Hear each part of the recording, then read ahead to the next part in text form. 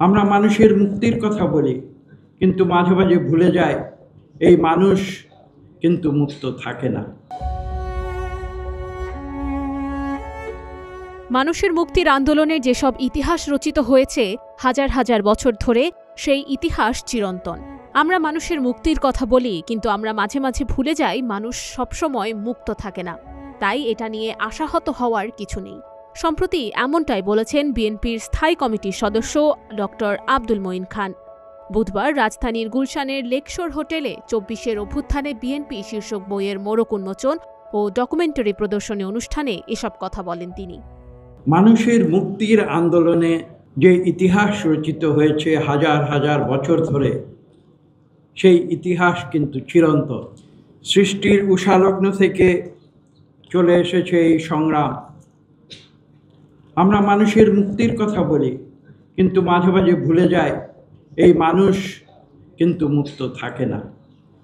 কিছু কিছু ক্ষমতাশালী মানুষের মুক্তিকে হরণ করে নিয়ে যায়।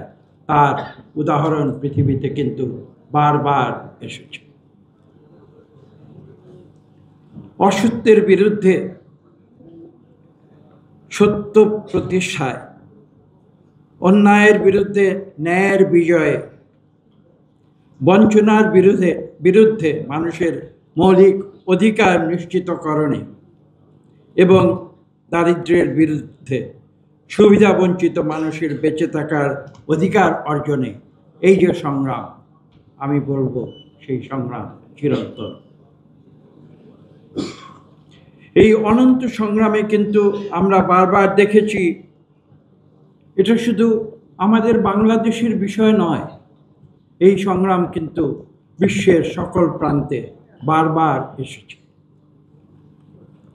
আমি উল্লেখ করতে চাই বিলেতের রাজতন্ত্রের বিরুদ্ধে গণমানুষের যে ম্যাগনা কার্টার যে আন্দোলন পুরোপুরি বাস্তবায়িত এখনো হয়নি আমি বলবো, তবে তা মোটামুটিভাবে বাস্তবায়িত হতে কয়েক শত বছর লেগেছিল। আমি উল্লেখ করব আমেরিকার স্বাধীনতার আন্দোলন। আপনারা দেখেছেন যা ২৫০ বছর ধরে আমেরিকায় আমরা যেটাকে বলি সেখানের গণতান্ত্রিক প্রতিষ্ঠানগুলোকে একটি স্থায়ী রূপ দেবার চেষ্টা করেছে। কিন্তু এটা উল্লেখ করলে হয়তো অত্যুক্তি হবে না, আমরা এখন আবার নতুন করে দেখছি আমেরিকার গণতান্ত্রিক আন্দোলন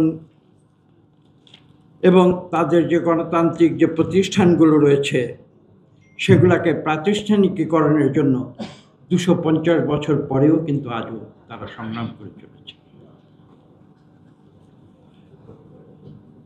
আমরা দেখেছি বিশ্বের সর্বপ্রাচীন যে সভ্যতার দেশ চীন, সেই চীনের বিপ্লবের ইতিহাস, যেটা চীনের গণমানুষের আন্দোলনে রূপান্তরিত হয়ে নয়া চীন সৃষ্টি করেছে। আমরা আফ্রিকায় সেই সংগ্রাম দেখেছি। আপনারা দক্ষিণ আফ্রিকার যে ইতিহাস, সাম্প্রতিক ইতিহাস, সেই নেলসন ম্যান্ডেলার আন্দোলনের ইতিহাস আপনারা দেখেছেন।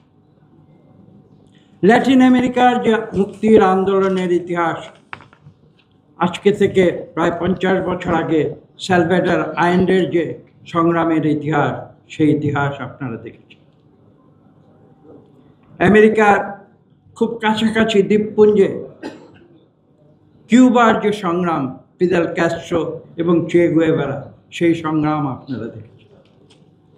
কাজে আমি যে কথাটি আজকে আপনাদের সামনে উপস্থাপন করতে এসেছি, যে এই সংগ্রাম কিন্তু চলবে ভবিষ্যতে।